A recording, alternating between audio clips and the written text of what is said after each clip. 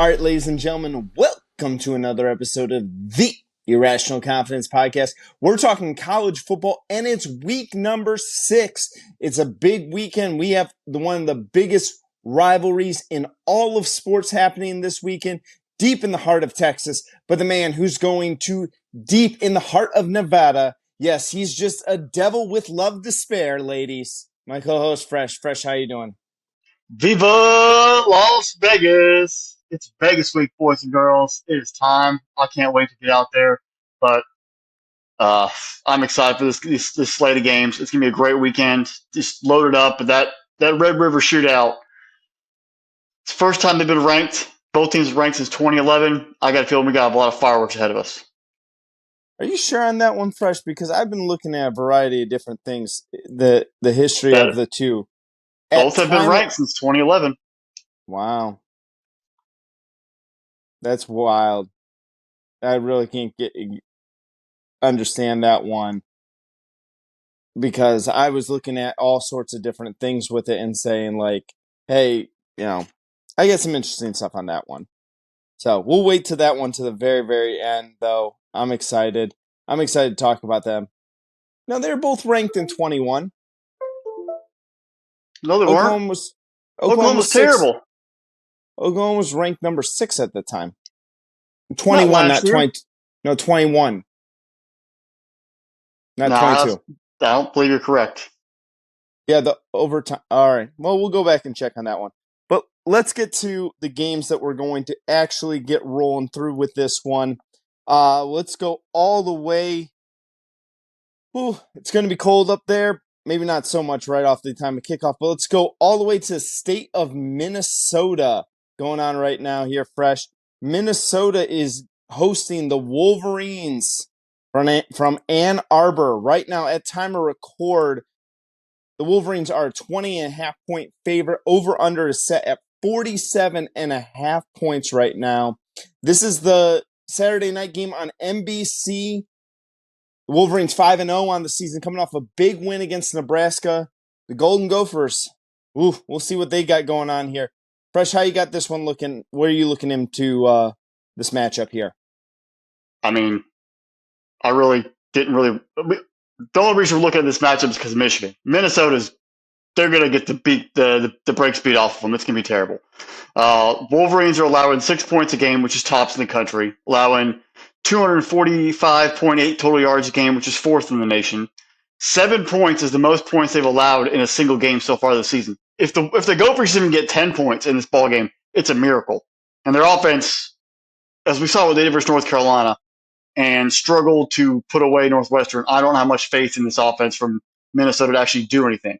This is going to be a bloodbath and a half. The one thing I do want to see, though, is J.J. McCarthy. There's all this talk about he's the best quarterback in the country and all the top 5 pick from Harbaugh during the summer, blah, blah, blah. He has 10 touchdowns, 3 interceptions, 1,071 yards passing. I mean, you should be trying to work on your passing game to stay alive, because you're going to get in bigger games down the stretch. You're going to need that. And you can't just run Corman Edwards all day long.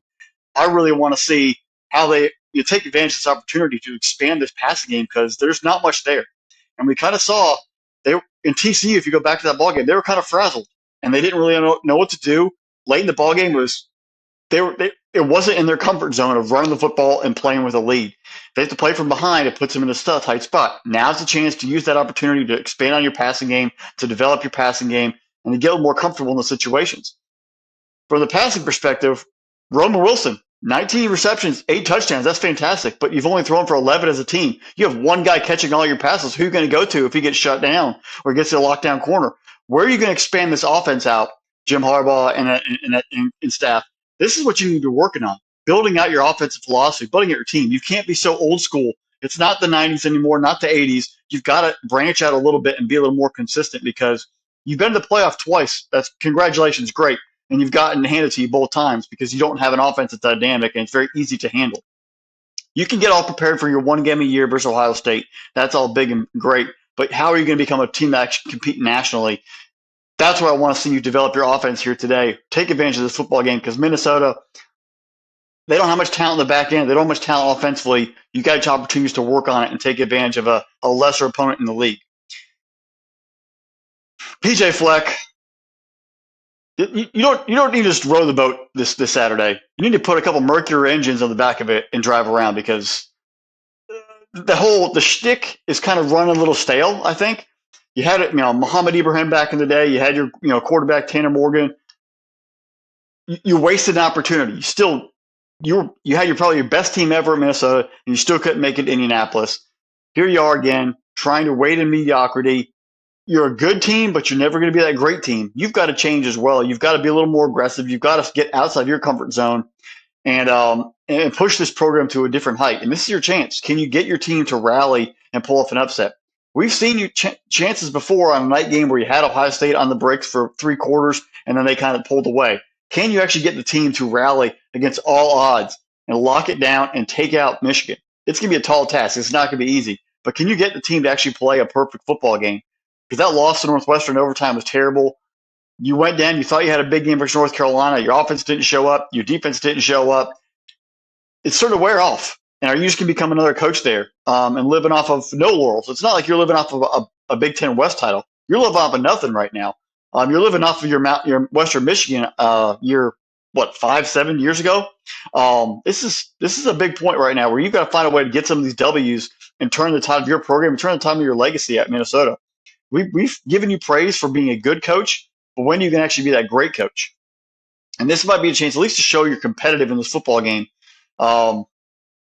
Or things can get really sour real quick because people are going to start expecting winners there up in Minneapolis. Wolverines are favored by 20.5. I think they cover this easily. I don't see it being a problem. Even if they're going to run the ball all over the place with Corum and Edwards and company, I think they take care of business. The 47.5 is going to be tough because it's going to require Minnesota to score. I don't see them getting 10 points. I don't see Michigan truly putting up a ton without Minnesota adding in a little bit. So I'm going to say they hit the under on the over-under, but Michigan covers handily. Fresh, for the Wolverines, Blake Corum's been in absolute beast mode here already on the season. 9 touchdowns, averaging 5.7 yards a game. Does Minnesota have an answer for him? Are they able to even stop him? And that's been the great thing for the Wolverines about the emergence of Roman Wilson. And I say emergence because he is truly becoming like that next great stud wide receiver for the Wolverines. He was a good wide receiver in years past, and now all of a sudden he's taking like that next jump up in his senior year. Kid's got 19 catches on the year, 326 and 8 touchdowns. He's had a huge impact on McCarthy here as well. And I've also been impressed, like earlier in the season, before the start of the season, we talked about what was the thing that possibly could be keeping the Wolverines from getting on to that next level and really, like you said, they've made the playoff twice and they've gotten shellacked in both games in the playoff. They should never lost to TCU, and then 2 years ago they lost to Georgia down the Orange Bowl. It was the defense. We were thinking about whether or not this defense was going to be able to really be as attacking as they have been in years previous. Gone are the days of Aiden Hutchinson. Michigan's got 13 sacks on the season. McCarthy's completing 79% of his passes. Everything is looking all roses right now for the Wolverines. But then you take a look at their schedule. They've played pretty much nobody again so far. This is the same conversation we had at the beginning of the season last year. Minnesota is the first average team that the Wolverines have played this year. It's the first time that they've kind of said, okay, Darius Taylor's been really good so far, 87 carries this year. He's got over 500 yards rushing, 4 touchdowns. And Minnesota, here's the thing that would be interesting. If Minnesota can get some pressure on McCarthy, they have forced 8 interceptions on defense early in the season. Tyler Nubin has had 3 of them for this year. I'm saying, how does Minnesota win this football game? Okay? It's like you're going there to Vegas and you're sitting there and you're going, how does if I'm a big time company, how do I have a big time retreat or conference at Circus Hotel? And that's kind of what this is. How do I win this game that no one in their right mind would really pick Minnesota to do this? No one in their right mind would pick you to have a convention at Circus. No offense to Circus. It's a fun place to walk through occasionally. but it's no Bellagio, it's no um, MGM Grand, it's no Venetian. You want to Nope. go have your conferences at nice places like that. But that's kind of what I'm looking at this for here. Minnesota would have to really just have a banner day. They're going to have to play a perfect football game. Neither one of these teams commits a lot of penalties there. Michigan's only got 13 penalties on the year. Minnesota's got 14. Both teams are going to try to win the time of possession. I was fascinated to see that both of them are averaging about 32 minutes of football game for holding on to possession. I think whoever wins that. Interesting though, Michigan's this is a start in the middle of a stretch. 3 of their next 4 games are away from Ann Arbor, and 4 of 6 starting last week with the Nebraska game. Interesting. They're going on the road, have to win, maybe in a hostile environment, but these aren't really super tough games until they get to Penn State here in about a month from now. I like Michigan as well. I like Michigan with that 20.5. I'm going to go with you under, definitely under on 47. I don't think Minnesota's got it in them to score at that level, but that 20.5, I'm a little nervous on that, a little bit, because it's a lot of points, but we'll see what goes on here. I'm not nervous. Actually, I think that's almost gimme money right there. The way the Michigan controls football games and how putrid that offense is for Minnesota, I think that's an easy cover. All right, well, let's go out to the West Coast here fresh. Let's go to our second game of the week. It is in Pasadena, California. No one's ever going to compare the Rose Bowl to Circus Circus. I'll tell you that much. Washington State is heading out to UCLA. Right now, at time of record, UCLA is a 3.5-point favorite. Over-under is set at 59 points here. I think Washington State has maybe the best story that none of us are talking about. Oh, no doubt. And it starts with Cam Ward. I mean, he is leading the second best passing attack in the nation with 406 yards a game is what they're averaging. I think he gets overshadowed because of the Bo Nixes, the Caleb Williams, the Shadur Sanders, the Michael Penix Jr.'s out there in the conference where he becomes the 4th or 5th quarterback. But he's been doing it just as long, if not longer, than a couple of those guys when he started out at Incarnate Word. And then last year and the year before that at the Washington State, he just continued to generate offense, use his legs, use his arm, be very electric, and put up points. But on the other side, that defense has played very stout. Cougars have 2 impressive wins over Oregon State and Wisconsin, and the wins over the Badgers and the Beavers is not just because their offense was fantastic, but their defense was relentless and always attacking, forcing turnovers, getting off the field, and feeding off of the energy of playing at home. Up in Pullman, I think there's also probably added a little energy that everyone's abandoned Oregon State and Washington State, and both those programs are playing a little bit upper this year because they're like, screw you guys, we're going to do it by ourselves. But they have all banded together and they're playing great football. But Ward is the leader in the way that he manipulates the defense and be able to use his legs to create other space for receivers to get open, or even just his vision to throw the ball and pull safeties off. He has done and grown every single year. And that's a big factor coming into the football game because UCLA's defense is extremely talented. They are completely night and day compared to the past 3 or 4 seasons. They're actually the reason why UCLA is good right now. That defense is locking people down while Dante Moore, the quarterback, and his running back contingent sort of get gelled together, get built up under that Kelly offense. This is kind of a meeting of what Kelly usually wanted, his fast offense to fly around. We still haven't seen that yet, but the defense is keeping him alive. Can that defense get after him in this football game is probably the biggest question. Yeah, they've beaten Coastal Carolina. They've beaten San Diego State from a UCLA perspective. This is going to be that first true challenge at home. They went to Utah a couple weeks ago, didn't have Cam Rising. They played okay, but their offense only scored 7 points. They lost 14-7. They looked very clunky. They looked very out of sorts. It wasn't the greatest showing. In that Utah game, Moore was 15 for 35 for 234, touchdown and a pick, and was sacked 7 times. It means the offensive line was not giving him much time. He was very indecisive with the football. They didn't get the running game truly going behind Steele and behind Harden, and that put a lot of pressure on him. It was not like the game was out of reach and they could have had to sort of throw and complete the entire time. They could have kept the running game going, but they couldn't get that going either. The offensive line is going to have to get better. for this football game to be able to pick up the pace to support the running game and to support their quarterback more, or that Washington State Cougar defense under Coach Dickert is going to feast because they know they have an offense.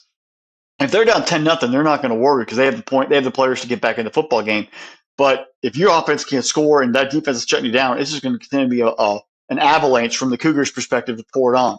This is a big challenge for the coaching perspective, though, from Chip Kelly. How can you develop this young freshman quarterback, get this offense and this offensive line to gel and play at a faster pace to compete with the better offenses? Because it's only going to get more from here. You're going to have to start playing the Oregons, the Washingtons, the USCs, et cetera, down the road. How can you take advantage of this opportunity to play a great passing attack with very limited rushing attack, one of the better offenses in the country, prepare your defense and prepare your team to play at a higher level because they got to play faster.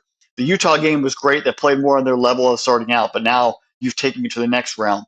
And I hate to say it, but if you lose this football game, that puts you 0-2 in the Pac-12 with Oregon State, Colorado, Arizona, and USC still to come, among others.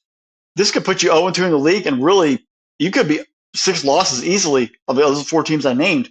So the season is technically at stake right now for UCLA. Their dreams, their hopes, what they wanted to be, being an 8, 9, 10 win team could fade quickly if things spiral out of control on Saturday afternoon. I think Washington State has extra energy, and in this football game, they're going to pull off the upset. They're going to come in, take care of business in the Rose Bowl. Big win for Cam Ward. He's going to put on the showcase. Washington State's going to walk out with the dub. And I'm still not truly a full-on believer that UCLA's defense is elite. I'm going to say that Washington State puts it on them enough that they hit the over in this football game. We're talking 34-30, somewhere on there, but the over will hit. The Cougars will put up points and walk away with a dub. Wow.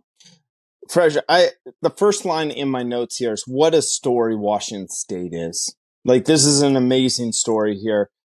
Just after everything that happened in the offseason, what Cameron Ward's been able to do for this year, he's got 0 interceptions, 13 touchdowns, 0 interceptions on the year. He's got 3 great receiving targets out there in Lincoln Victor, Josh Kelly, and Kyle Williams. I like all 3 of those guys. Each one of them has 4 or more touchdowns on the season there. And this is really like, you saw what they were able to do. You're home against Oregon State. And I feel like Washington State has been tested already this season. That win over Oregon State. Oregon State's a great football team. We saw what they were able to do to Utah last week. And Washington State really withstood and kind of counterpunched with them all game long in that one. Is Washington State able to do the same thing to a really, really good defense? And I like what you said right there is that we don't know if UCLA's defense is truly elite. Is it really one of the best defenses in the country? They're the best defense right now statistically in the Pac-12, but we're going to really start to learn a lot about UCLA going into this game here.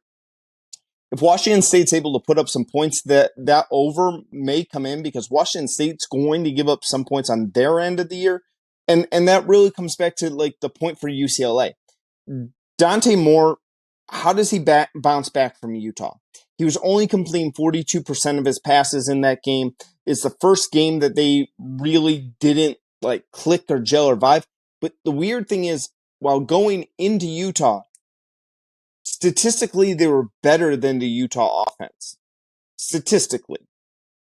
They didn't match it on the scoreboard, but they look better there as well.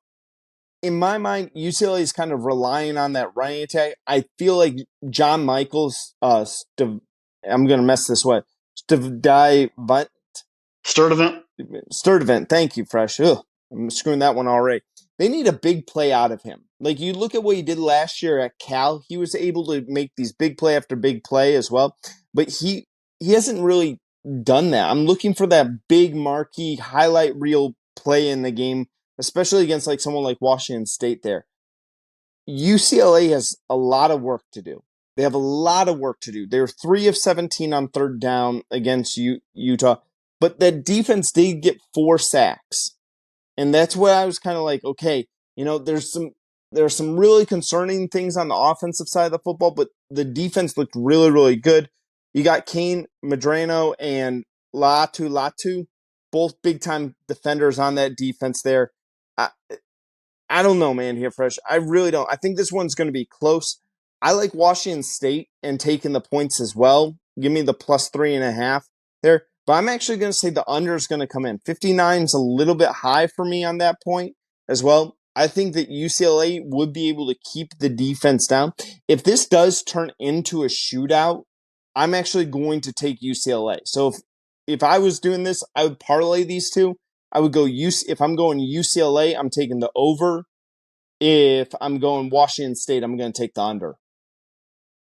Interesting philosophy there. I mean, I can see if it gets to a shootout, at least UCLA, you have more confidence in getting at least one stop down late in the Right. ball game to get off the field.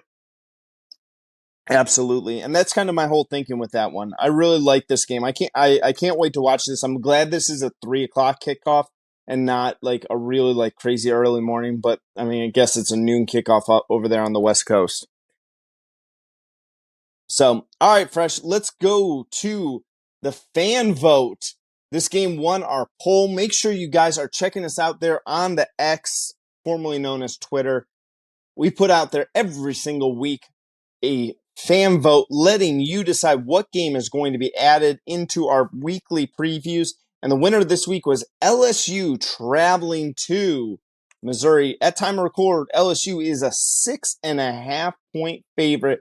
Over under a lot of points in this game, but as you talked earlier in our recap last week here, Fresh, LSU has got a D3 level defense. Over under set 63.5. Missouri ranked in the AP. They're 5-0 on the year. And what I put in here, my first line here, Fresh, before I throw it over to you is, whatever you do, take the over. Because I don't think either one of these teams are going to stop anybody. There will be no defense played in Como on Saturday afternoon. It's a weird kind of game where it's Tiger War, whatever, but you have a desperate LSU football team who, if they lose this, they're completely irrelevant. And Missouri, who's trying to become truly relevant. They came really close last year to knocking off Georgia at home, a night game, and they have always shown in some games like they're very up and down, where they might show up against a ranked team and play their butts off like they did versus Kansas State and beat them. Other times they get a ranked team, they get blown out, and then you get in intermediate where they play competitive and they just can't finish the ball game. What Tiger team are we going to get on Saturday? There's tons of pressure on them right now. If they win this game, that probably sets them up to be undefeated, moving through, have a chance to play down the stretch, maybe even win the East. You never know. But you got to get through LSU, who's a beat-up team who has their pride taken from them.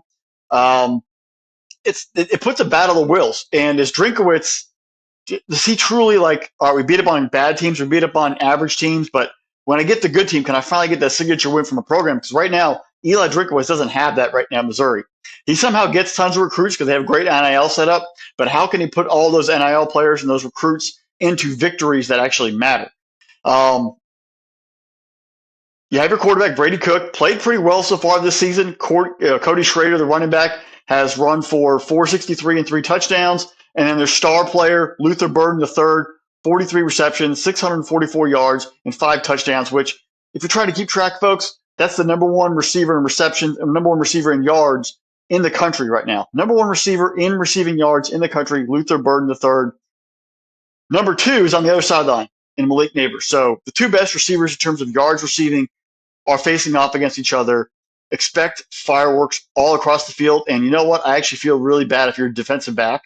But right now in meetings, you're getting blasted by your coaches to cover that person. Make sure you don't let them out of your sight. And then on Saturday, you're going to probably get torched by them left and right, up and down the field.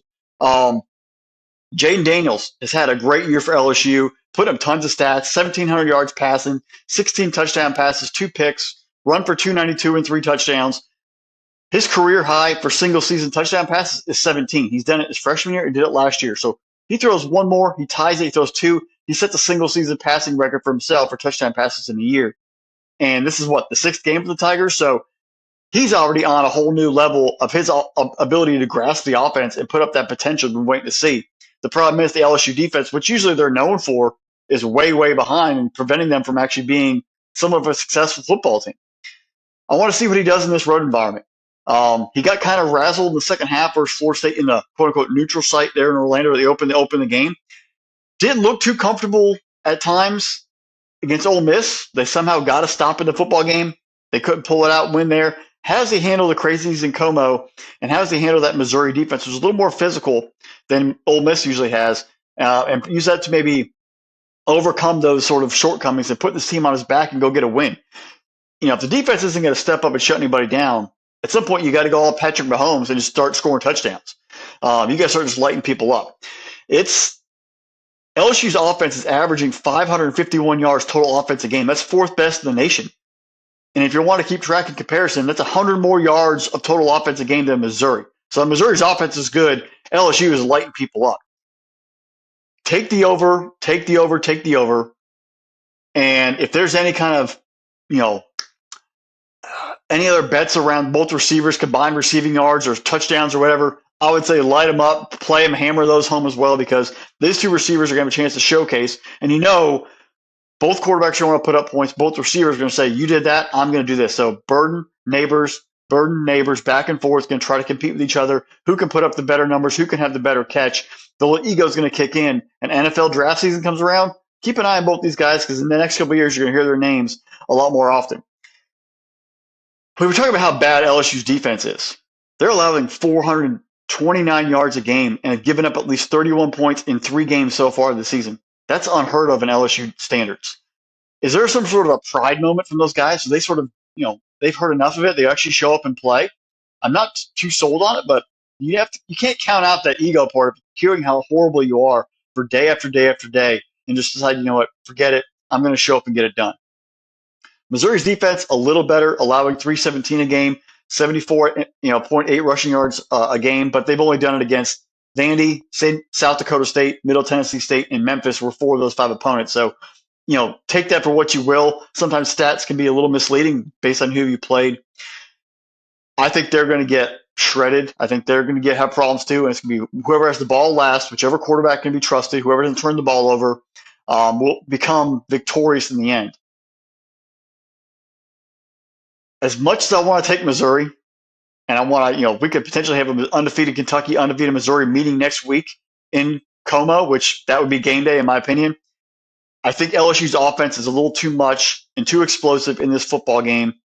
The Tigers survive by a touchdown. They cover. We're talking like a 47-40 football game, but LSU will win by 7, and they'll cover that 6.5. The over obviously will hit. We've mentioned it 1,000 times, but this is going to be an exciting football game.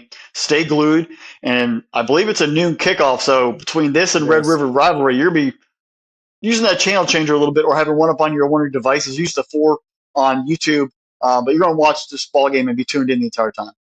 Right. I love the name Luther Burden III. It's either the name of a supervillain or the alter ego of a superhero.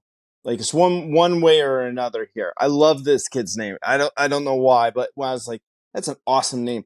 Missouri's filled with awesome names. Like, this would be a game where I'm over at the Westgate early in the morning, taking a look at all the prop bets. Like, this is the perfect prop bet type of game. I know a lot of times we talk to you guys about over-unders and like point spreads here, but I would be looking like, what are the odds that this game goes and has over 1,000 yards combined total offense between the two teams? Because right now, if you added up both of them, both offenses are averaging just over 1,004 yards a game.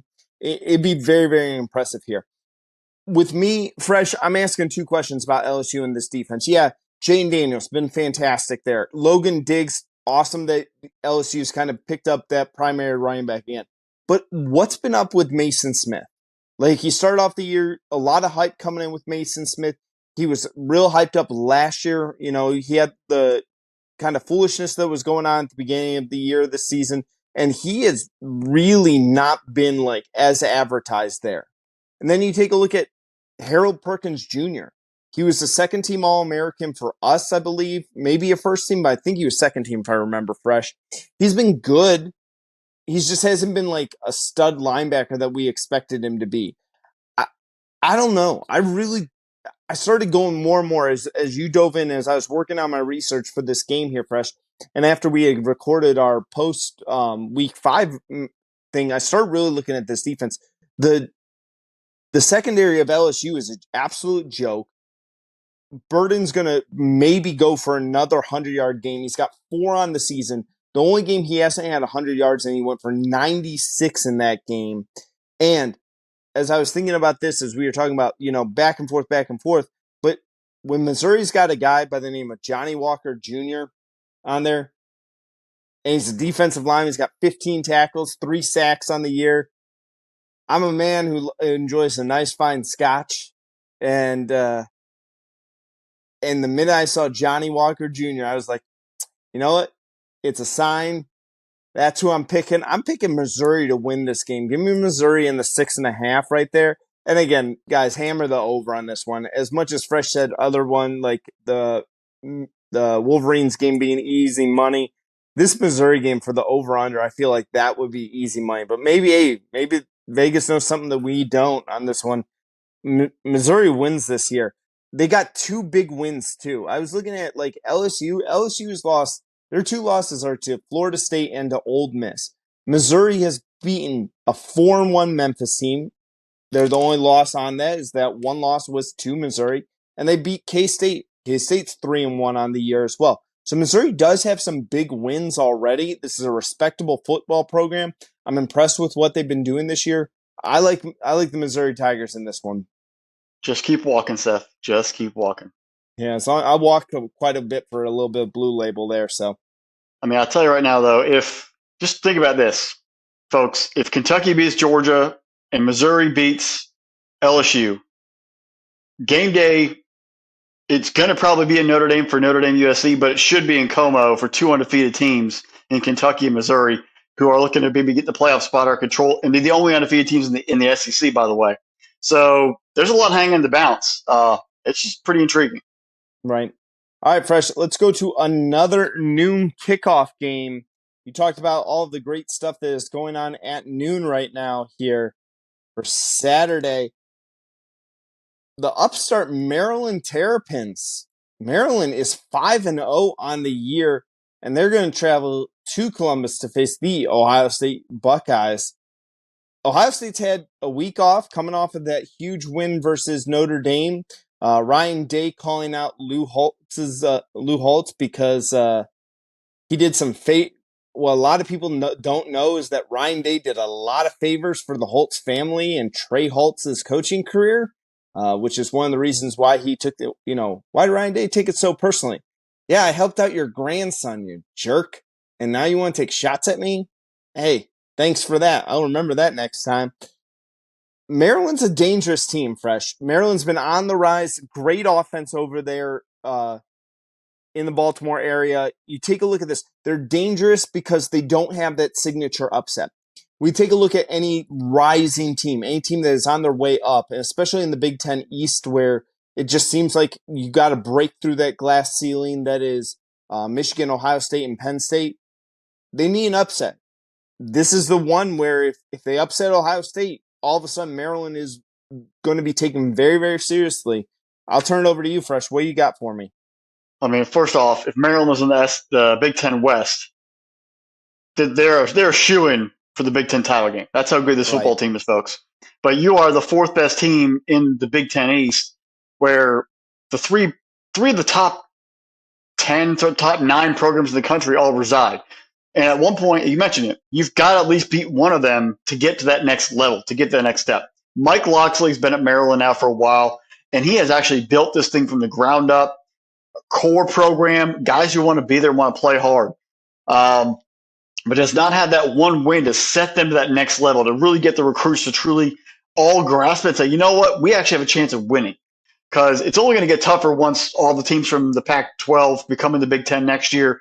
That reign of opportunity of winning and competing for a title is very, very small right now. It's going to get smaller then. So you know what? Why not us at this point? You put it all in there, take advantage of it, go get the W. You have the offense to do it. Talia Tagovailoa, if you haven't figured it out, that's Tua's younger brother.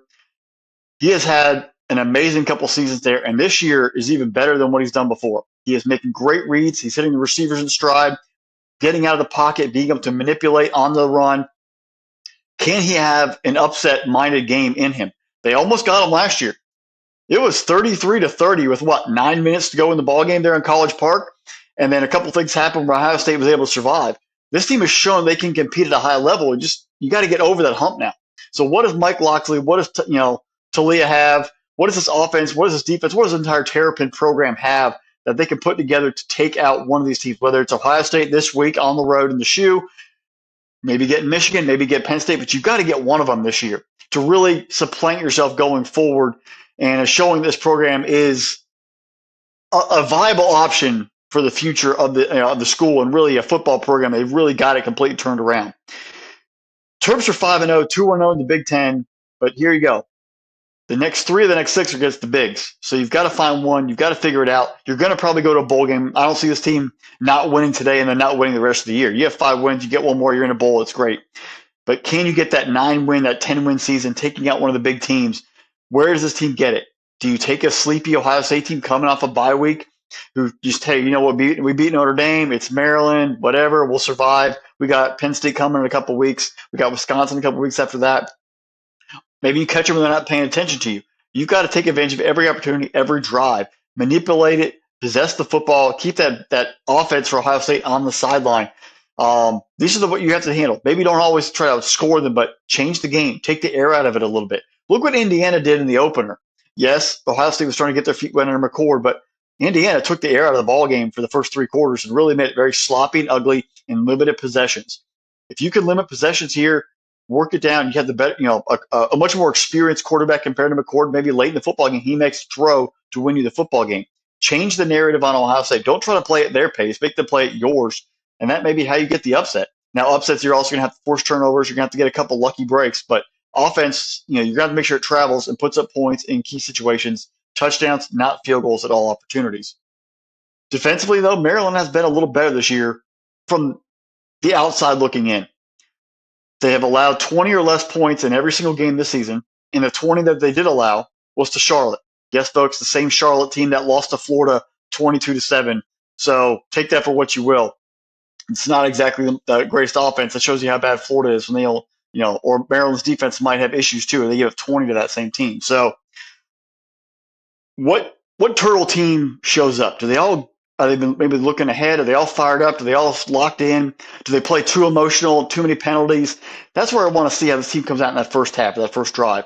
Do you act a little jittery? Because there was some chippiness at the end of that last football game when you were getting close. How do you keep yourself composed? Because penalties on the road leads to that crowd getting louder, punishing you, putting you in more tough situations to operate. You can't allow that Ohio State crowd to stay involved in a tight football game or even get more impactful if they're blowing you out, because then you're completely just out of all sorts. You got to take the crowd out of that stadium, which is very, very, very tough to do anywhere, but especially in Ohio State. I mean, scoring touchdowns, taking the air out of it, 5-6 yards a clip, managing it, drives. You don't have to hit the 60-yard touchdown. If you get 6 or 7 yards here and there, you get the drives alive, manipulate it, you'll have success that way, but you cannot turn the ball over. Do not shorten the field. Now, it's all great, easy, perfect, said and done, but you're not playing the same Ohio State defense that was there last year or a year before or the year before that. This Ohio State defense, disgustingly good. Disgustingly good. The names across it, they tackle, they fly to the football, and they're on a mission. Because they know they had opportunities last year to really put things away and potentially win a national championship, and they didn't get it done. Maybe not all their fault. But they are focused and they're driven to handle it. And if they have to win ugly and small and low-scoring football games, they're going to do it. Look what they did at Notre Dame. They shut down one of the best offenses in the country. They won 17-14, but they won the football game. Defense locked it down when they had to. You're going to have to really, really be perfect in your offensive philosophy to avoid getting sacked, turning the ball over, just having drives get snuffed out by this Ohio State defense, because they're coming after you and they're focused, they're driven. And I think that's the biggest deciding factor, is that you're playing a much better Ohio State defense, where you're not going to get the fluke touchdown. You're not going to get the coverage breakdown.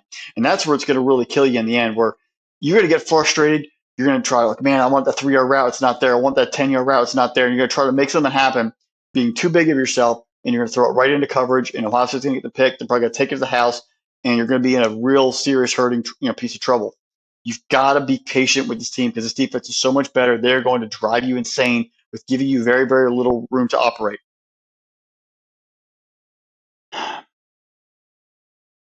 I think Ohio State can win solely on their defense alone, but McCord and that offense are going to have to find something. We've got to see some improvement from Kyle McCord. He had okay moments versus Notre Dame, but there were some times where balls were probably thrown in spots that shouldn't have been thrown. Where can we see progress from McCord? I think that's also we want to see this football game. Does he grow up? Has he learned over the 2 weeks? Is he a little more confident now that he got the big W and that lift off his shoulders? Because if he can show progress and survive this football game, make some big boy throws, that sets him up for Penn State. That sets you up for Wisconsin. That sets you up for your meeting at the end of the year. But you've got to show progress week in and week out. And that's what I want to see from that Ohio State offense. Because I know the defense is going to do their stuff. I want to see what the offense can do. What can McCord can do? Can he grow up and take a next step? I think early on, it might be a little slow, sluggish start, but by the end of the football game, Ohio State will put it on. If they have to run it down their throat, they'll run it down the throat. But Ohio State will make a statement win, which is one thing that I don't think they truly have from a point blowout perspective against a Power 5 team. This will be that case. They'll blow out Maryland. They will cover the 18.5. I think they win by 3 touchdowns. The over-under will hit as well. I think Maryland scores maybe 17 points, but Ohio State handles the rest. They put on a show and say that win over Notre Dame wasn't a fluke. This is a valiant national championship contender, and the Buckeyes get it done. Yeah, fresh. So I went back and I looked 2 years ago when C.J. Stroud was in his first year with Ohio State. People have a very short-term memory with a lot of things, and especially with a person like C.J. Stroud, you get kind of, I don't want to say spoiled in a sense, but you get kind of used to seeing like this consistent, really good quarterback play. And they don't forget that Stroud struggled. Like he had a 400-yard game against Oregon, but he completed only 60, I want to say right at about 60% of his passes in it. It was the Maryland game that really you see Stroud start to truly take off. He has a huge game versus Maryland. They destroy Maryland 66-17 in that game. And it was just like a launching pad for Stroud that year. Is this the game that's the launching pad for Kyle McCord? Like, again, if it was in Maryland, I would be really, really nervous about this game. Maryland's got some really great talent there, and I don't expect Maryland to only put up 17 points in this game because they have 4 wide receivers that are threats. I know Denzel Burke has been playing out of his mind. He's been one of the best cornerbacks in the country right now, completely locking down almost the side of the football field there. But Maryland's got 4 wide receivers that are all 6'1" or higher, and they've all averaged more than 10 yards per catch. So these guys are throwing the ball downfield. It's a vertical passing game that Tagovailoa has been doing very well with them. This game screams to me Travion Henderson. As much as I'd like to say this is the game Kyle McCord just blows up and just shows why he was a highly rated recruit coming out of high school and why he was Marvin Harrison's quarterback in high school. You take a look, I think this is a game where Travion Henderson, we've started to see shows of this. 2 years ago, we thought Travion Henderson was one of the best up-and-coming running backs in the entire country. This is a game where I feel like he goes for $150 and 3 touchdowns. This is one where he breaks it loose. The only concern I have on that is that they don't give him enough carries. They've been kind of spelling him with Mayan Williams, Trip train him, what have you with him. The Ohio State defense, though, I look at them, 5 sacks on the year. They've been a great defense. They're, I want to say, 3rd in points for the year. But this defense really needs to get some pressure. This is a game where if you get after the quarterback, if you force the turnovers, force the pressure, guess what? Ohio State can win and run away with it. The spread is up to 19.5 points. Originally, when I was taking notes, I have 18.5 written down. And the over-under is up to 57 after opening around 55.5. A lot of points to be scored in that fresh. I'm going to say I like Ohio State, and I actually like the over in this game for some reason or another. But I really do think Maryland in the points. That 19, and that's not a knock against Ohio State. Huge Buckeyes fan, but that's a sign of respect towards Maryland. I think Maryland's got some great things going on. So I'd take Maryland in the points, but I got Ohio State winning the game. If Maryland keeps it close, if I'm Michigan or Penn State, I take that as a warning shot. This team's coming, and they're going to get somebody at some point. There's just too much talent. But you know what? If they lose all 3 of those games close and they finish 9-3 in the regular season, Do you even does Loxley get Coach of the Year in the Big Ten? Good chance. Hey, I looked at this too. In 24, they only have Michigan and USC on their schedule. They miss every other big hitter on their schedule next year. So they could really set them. They win one of those two, and now you're looking at an 11-1 Maryland team. Yeah, I mean that's interesting, right? That's a 12-team playoff spot right there. Yeah, I really do think so. I think Maryland. We need to really keep an eye on Maryland. This could be if they win. And again, let me go back to the thing about Michigan and Penn State. I think if Maryland can throw the ball on Ohio State, and I think if they can kind of, let's say they lose in a shootout 45-35 here, 10-point loss, but they throw the ball for 350 yards, 400 yards. Both of those teams are run-heavy teams that if Maryland goes, you need to keep up with us. You need to keep up with our points and us throwing the ball all over the field. And the great thing for Maryland, they get both Penn State and Michigan at home. Could make for very interesting games this year. Teenage Mutant Ninja Turtles, man. Turtle there power. You go. All right, let's go down south to the state of Georgia. The 5-0 Kentucky Wildcats coming into town after they shellacked Graham Mertz. Is anyone surprised? Well, Graham Mertz played okay. The Florida Gators there. Georgia Bulldogs, 5-0 on the season. Kind of had an interesting day versus Auburn. Fresh, the first thing I asked in this game here is, can Kentucky be more than one-dimensional? We're both big fans of Chris Davis's work. He was absolutely impressive. Maybe one of the best running backs in the country that a lot of people weren't aware of. He's kind of introduced himself in that regard, but he's got to get some help from Devin Leary. It's the only way for them to even have a shot at knocking off the Bulldogs here, but I'll turn it over to you. Well, man, I think Ray Davis has been absolutely fantastic, but the majority of those yards feel like the stats only were came over Florida, but he definitely runs with a power and a force that is a complete wrecking ball on the field. But where's that Devin Leary aspect from a passing standpoint? When you look at their offense for the Cats, they're almost actually a 50-50 split. They average 225 passing, 171 rushing, but that passing game just doesn't feel like it's, I don't know, like lack of a better term, sexy.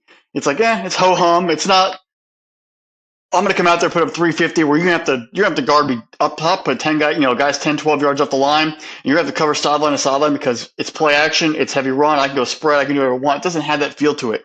It's more of we're going to run, and then a play action.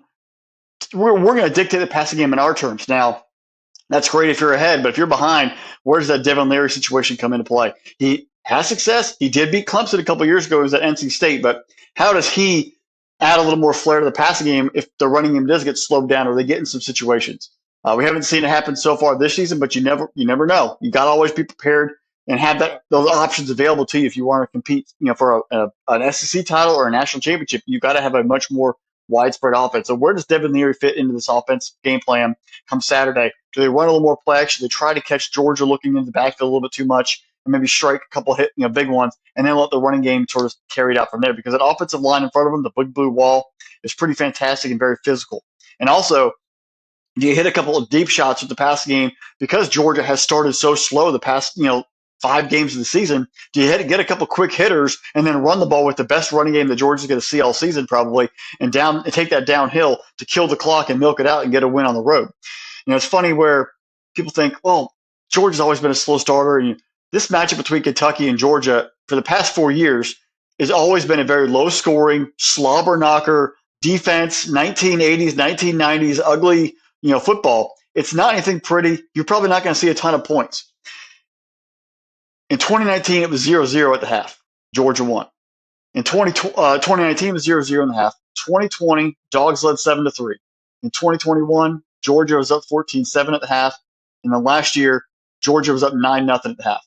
That's an average score of 7.5 to 2.5 between Georgia and Kentucky at the half. So the first half, you're going to see very, very methodical, run the ball, don't make mistakes, heavy hitting, pads are popping, lineman just smashing away. And who's going to break in the second half? Now, Georgia's been a great second half team. Kentucky's been a solid second half team. Where's that break going to come from? Who's going to make that one mistake? Who's going to miss that one block? Or who's going to make that great block on the end of the second level that's going to spurn somebody?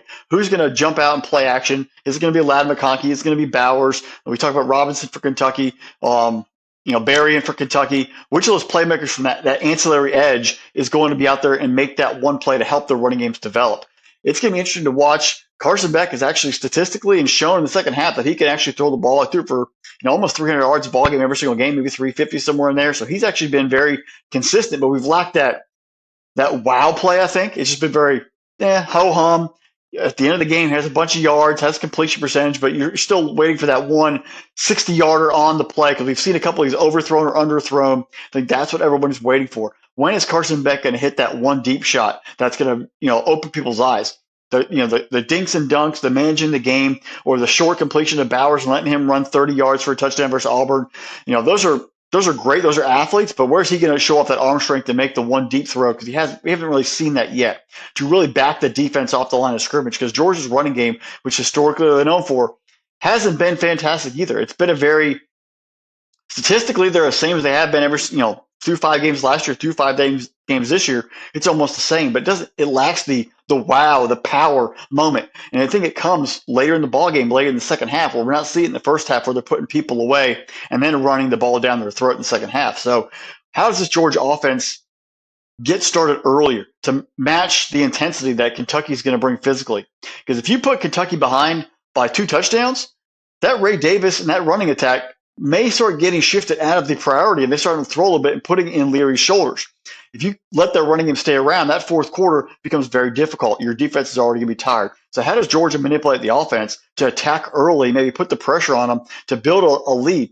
We haven't seen historically, they don't have those leads at halftime. These games are tight, but if that happens, how do you take their running game away from Kentucky? Because right now, that's the biggest story, is where they're a very physical football team. Both of them are. Defensively, the Cats are allowing 297 a game, 221 in the air, 75.5 on the ground. And Kentucky has only allowed 25 or more points twice in their last 22 games. And one of those was a garbage touchdown by Vanderbilt 2 weeks ago. They're shutting people down. They're getting off the field. They're not getting beat and blown out. They're making you earn every inch. Is this Georgia football team capable of playing at that high level again? They had a tough one versus South Carolina, a tough one versus Auburn. This isn't the 2021 or 22 dogs. This is the 23 dogs. How do they make their statement? How do they make themselves known? Or are they just going to be they just don't have maybe all the things clicking? We're going to find out on Saturday if this team truly is ready for a stretch run, or if they're still living in the laurels of the past 2 years and they just don't have it all clicking, injuries starting to catch up with them. Or is Kentucky truly legit? And they're actually a team that's worthy of getting our utmost attention. I think people always were hesitant to believe in Kentucky. Man, it's Kentucky, whatever, it'll happen. This is a big chance for Stoops to take the next step. We're all waiting for it. Can they go into Athens and get a big win, be 6-0, and be in charge and control their own destiny? There's a lot at stake in this game. The over will not hit. Take the under in this football game. That spread, it was 14.5 last time I checked, Georgia. I take Kentucky in the points. I think Georgia wins by 3 late, but they are not blowing out Kentucky. This game will be a nail-biter like they have been in the past, all the way to the very end. And if things bounce the right way, Devin Leary and Ray Davis in Kentucky might actually pull out a big W. But I think Georgia has just enough to defense in the second half to squeeze out a win and stay alive. But it's going to be a heck of a battle there on Saturday night in Athens. Yeah, this is the first opportunity for Georgia to really show off this year. It's their opportunity to impress. This is the best team that they've faced so far this season. I haven't been impressed, like we've talked a couple times here, Fresh. I haven't been impressed with their early season schedule, along with some other people and other teams. You look at what went on with Auburn. Brock Bowers really bailed out Georgia. Like, he single-handedly took over that game and said, I'm not going to allow us to lose. And that's easy to do against a program like Auburn, where I called it shining up a turd last weekend. But Kentucky is a respectable program here. And they're a well-coached program with Mark Stoops there. Sorry about that one. I've messed up 2 names, and it's Ray Davis, not Chris Davis. So Georgia can't afford a slow start in this game. You can't allow Kentucky to kind of build momentum, build momentum, build momentum. You want to give this fire halftime speech against South Carolina. That's great against South Carolina. You can do that. You can close down South Carolina. Kentucky is not a program that you can completely close down. If I'm Georgia, I'm selling out the run. I'm selling out against the run, and I'm putting the ball in Devin Leary's hands and saying, Devin Leary, you beat us. I'm putting single coverage on the outside, one-on-one matchups. If they win, they win. If they lose, they lose. It's completely into that because Devin Leary needs to play better. Ray Davis has been a man possessed. I think that you can maybe able to soften up Georgia a little bit on that one. But again, if I'm Georgia, I'm just saying you guys beat us. Kentucky defensively did a great job against Florida by keeping everything in front of them. They had this bend don't break mentality. Graham Mertz went, I believe, 25 for 30 in that game. But if you take a look at a lot of the passes he completed, they were in between the 20s. They moved the ball up and down the field. But when it mattered the most, Kentucky's defense really held strong when it mattered. They kept every playmaker in front of them. They didn't allow anyone really to get behind them. I think that they're going to use the same type of game plan against Georgia. Go ahead and move the ball up and down the field, but, can we hold you to field goals instead of touchdowns? Can we get a turnover when it matters the most there? I think that is very interesting. I think Kentucky's got a real shot at this, but I don't think it's going to happen. I think Georgia's going to win there. I also think that 14.5 is really high, but I also got a feeling that this could be the game that we really see, the Georgia we've expected for the last 2 years to come out here. I think this is a game where either Edwards or Ladd McConkey could have a really strong game and be the breakout star in this game. I got Georgia right at 14. I think that they're going to get 2 touchdowns late. The 14.5 is where I get tripped up at. If it was just 14 or 13.5, I would say give me Georgia to cover. The 14.5 is really, really a tough road to hoe for me. Just so I don't hear about it from other Georgia fans, give me Georgia and the points here. I'll say Georgia covers this game. I don't think it's going to be the end of their regular season home winning streak or winning streak in general. I think Kentucky's a great program. I think they're very well coached. I need to see it from Devin Leary before I pick Kentucky to win or Kentucky to keep this game close. I haven't seen enough from Leary, and that's what really causes me to have doubt that says Georgia won't cover. So I'm going to take Georgia to cover, and I'll go with the under here. Over set 48.5. So I'll say that they win this game here, though. Well, I hope you're right, but it's gonna be a fun one. I think it's gonna be very nerve wracking. It's gonna be defense. And if kids out there, if people out there, you like defense, watch this game. You're gonna see 2 of the best defensively coached football teams between Stoops and Kirby and Muschamp and all these assistants. Those guys, they know defense. They've been doing it for a long time. Their family's been doing it for a long time. You're gonna see guys in a chess match trying to figure each other out and work against each other's offenses, and it's gonna be a fun one. Yeah. All right, Fresh, let's go to our game of the week. This is what a rivalry game should be. A couple of years, this has been a tough one. We're going to the Cotton Bowl, the Texas State Fair, where they got fried everything. Fried corn dogs, fried okra, fried Oreos, fried Twinkies, what have you. You can get anything fried and on a stick. It's the Red River rivalry, the shootout, the whatever you want to call it out there. It's Oklahoma, it's Texas, and they're both undefeated on the year. This is what Red River should be. It should be 2 powerhouse giants coming in and going blow to blow. This game's always at high noon. It's always on ABC. This is one of my all-time favorite rivalry games, Fresh. I love this game. We've been talking about Texas all year long, and we haven't really talked about Oklahoma. When you go back and look at where we had them in our top 25, they were in our honorable mention group. We were like, there's some talent here, but last year left such a sour taste in our mouth. Dylan Gabriel, it took a year, but he's healthy. He's thriving just like we thought like he would do when he transferred from UCF to Oklahoma. We said, this kid's really, really talented. He's not had wide receiver. He hasn't had talent like he would in Oklahoma. He's completing 75% of his passes, 1,500 yards, almost 1,600 yards, 15 touchdowns, 2 interceptions. And the best thing about Gabriel, not taking any sacks right now. This game right now, Texas is up to a 6.5-point favorite at the time of record. Over-under is now set at 60.5 here, Fresh. I love this here. I'm so excited about this game, Fresh. I really think this is going to be such a fun one to watch. I think we're ready for an instant classic. I got more, but I'll turn it over to you. Well, I think the first thing that when this game comes up is I see Roy Williams, the Texas safety, Oklahoma safety, flying in and taking out Chris Sims in the end zone. Yes, that Chris Sims who works for NBC. But it was just one of those pictures where you see Roy Williams, the Oklahoma safety, coming off the edge, Sims looking to his left and just getting just destroyed. Popping the ball out, scoop and score, touchdown, Oklahoma. I think it's the only touchdown they scored all day. It was a defensive masterpiece, but it was just that kind of physical force. The two teams facing off, they hate each other. Fans hate each other. It's a great time.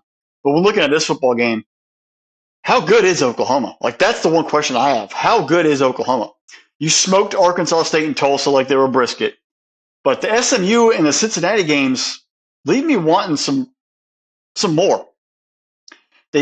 SMU gave up 28. You scored 28. You won 28-11. Cincinnati won 20-6. They didn't feel great. In the SMU game, it was 14-11 with 12 minutes to go in the fourth quarter.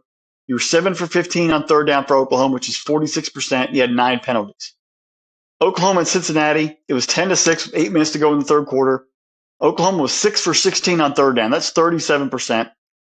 You had 34 carries for 103 yards, averaging 3 yards a carry, and you had 8 penalties. Just very sluggish offense. You couldn't get anything going. Tons of penalties, self-inflicted wounds. Couldn't keep drives alive in the games against better opponents.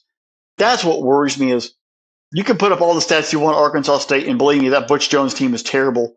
Or Tulsa, whatever, lighten them up. But these other two games for Cincinnati and SMU, it just didn't have the same fire. And I'm kind of worried, are we seeing a mixed bag of looking at big-time score stats being inflated, but in the other meets of the games, they weren't as dominant against lesser programs that are more Power 5. So where's this Oklahoma team truly at? Dylan Gabriel, you're looking great. You put him stats. But last year in this game, you didn't show up. No one from Oklahoma showed up. You got steamrolled 49-0. How will you show up in a big game? Because that team last year was, for Oklahoma, we all know, was terrible. How do you actually show up and change the narrative? How do you go out there and beat your biggest rival? How do you put up all those stats and into a game that's actually meaningful? That's what I want to see. The Sooners are averaging 510 yards a game, 352 in the air, 157 on the ground. How do you put that all into a game that actually matters against an offense and a defense that is just as formidable, probably the best team you're going to face all season long? The Horns, a little more balanced, 286 in the air, 191 on the ground. They found ways to really develop and grow as a football team. They haven't blown anybody out per se, but they have been very determined and focused in their drive. They went to Tuscaloosa. They got the win over Alabama. They took care of Kansas. They have figured out how to grind away wins and do it decisively. But now you got your big rival who you whooped up last year. You can't overlook Oklahoma. You've got to finish the task. This potentially could be their last ranked team they play. You look at the rest of the schedule for Texas. They got TCU, who's okay. BYU is 4-1, and K-State. If those teams stumble or something like that, you might not have a top 25 team the rest of the year you're playing until the championship game. How do you maximize your opportunity, maximize your showcase to build a resume? Because people are going to be like, well, you beat so-and-so, you beat so-and-so. They were easy wins down the end of the year. You didn't play anybody at down the stretch. Are you truly deserving of a playoff team? Especially if Alabama, has a couple losses, your resume looks less. You've got to take advantage of this chance and put Oklahoma down and put them down quickly and decisively to really make a statement to the committee that, yeah, we're legit. We're one of the 4 best teams in the country right now, and you can pencil us in the playoff at this moment. That's what I want to see from Texas. I want to see that feisty attack. This defense is going to lead that team. They have 10 straight games they've allowed 27 or less points. Does that defense come in here and show up and put Oklahoma to the test to say, are you truly a great offense, or you played nobody? That's what I want to see from this Texas team. We've talked about their offense, Worthy, Mitchell, the whole group. I think they're going to score points. I want to see how this Texas defense comes out there and puts it down. And if they can come out there and put it after that Oklahoma team and shut them down offensively, this will be a major broadcast to the playoff committee that we are truly legit and we are a football team. We've seen this, 2 years ago. It was that crazy moment where Texas built a big lead. Spencer Rattler was benched. Caleb Williams came in, became a phenom. They came back and won. And last year was a 49-0. What craziness happens in this football game? I expect Quinn Ewers to have a Heisman-esque moment in this football game and roll. I think Texas covers the spread, the over hits, Longhorns hook them all day. But this is a big, big game for Texas to really showcase and to plant themselves as a true playoff lock. And also remind Oklahoma and Venables that they're second tier. All right, here, Fresh. All right, I got some fun stats for you here before we get rolling, before I dive even deeper into this game here, Fresh. Last year, Oklahoma was held scoreless in the Red River rivalry. The last time that happened was 1965. Since 2000, Fresh, Oklahoma has won this, is 16-8 in this game. And I went back and I looked. 18 times since 2000, the higher rated team has won this game. There's been two moments where both teams were ranked, where the lower team was ranked. To go take a look at 2008, Texas was 5, Oklahoma was 1. They won. In 2018, Texas was 19th, Oklahoma was 7th at the time of the game, and Texas won those games. So Texas has pulled it off both times there. You take a look at this game here, Fresh, and it's a lot. It's a special game. It's something that fans talk about. I talked to a Oklahoma fan, and she was telling me about how just amazing this experience is, that it's just one of those must-do games in the course of your career. You take a look at, the fun thing will be to talk about Dillon Gabriel and how he's done for Oklahoma. There's a conversation with, how Gabriel played last year. Does Venables go to Jackson Arnold, the freshman here that's highly talented? And then Gabriel is like, no, hold on for a second, guys. Let me show you how great I was. And he's really performed. I love this kid, Marcus Major, the running back there. He's kind of been like a real tough runner. Tawee Walker, too, has been a fun one as well with him. And then the kid we talked about last year, the speedster, Javante Barnes, he's looked really good as well. They've done this nice running back by committee. It's been kind of something a little bit different than what you've seen from Texas. Like Ewers, Xavier Worthy, Sanders, Mitchell over there, they're all getting the headlines there. But really, take a look what Jonathan Brooks has got going on right now. The kid's been an absolute monster. He reminds me of the Texas running backs of old. Like, you look at Quinn Ewers, what he's doing. He's only completing 66% of his passes right now. And he really needs to be better, especially with this OU secondary coming in. But he could lean pretty heavily on Jonathan Brooks here. Kid's averaging 6.9 yards a carry right now. If Oklahoma can limit Brooks and fully put the game in Ewers' hand, this is where I'm going to get really kind of curious on how it happens. Oklahoma, I know you talked a little bit about their competition that they played this year. They have 10 interceptions on the year. I mean, they've been able to force some turnovers here. They haven't gotten a ton of pressures, only 8 sacks on the year. I know Venables is going to want something better there, but it really is going to come down to, and Fresh, I'm really sitting there going, which one do I want to take? Do I want to go with like Xavier Worthy and A.D. Mitchell, see which one of those guys is going to have a huge game? Because, you take a look, they've had these really remarkable games, but then you take a look at Oklahoma. They have a handful of really big play wide receivers, and then they got Stoops' kid underneath, like the possession receiver, move the chains. I love it. Like, this is going to be I really think this is going to be a marquee game for Red River. I think this is going to go down as one of the best games in the history of this rivalry. I think that I would take Oklahoma in the points. I'm going to go with history because I'm a statistics guy. I will always want to know what the numbers are telling me. I want to know. So, like I said, Fresh, 18 times since 2000 has the higher ranked team won in this game. 18 out of 22 times here. Byron Murphy, Ethan Brook, they've been dominant. Texas has been absolutely amazing in the trenches. I'm going to say the Longhorns win this game, but I'm saying it's going to be by a single solitary point. This is a one-win point game. I will take Oklahoma and the 6.5. I'll take Oklahoma and 6.5. I'm also going to say, give me the over. I like the over in this game. The over-under is set 59.5. I like the over in this game. If it starts creeping into the low 60s, that's where I'm going to get nervous. I have it right around 61, 62. I think this is a 35-34 type of game, a 31-30 type of game. That tight of a football game, Fresh. I really think this is going to be a fun one. Get your popcorn ready.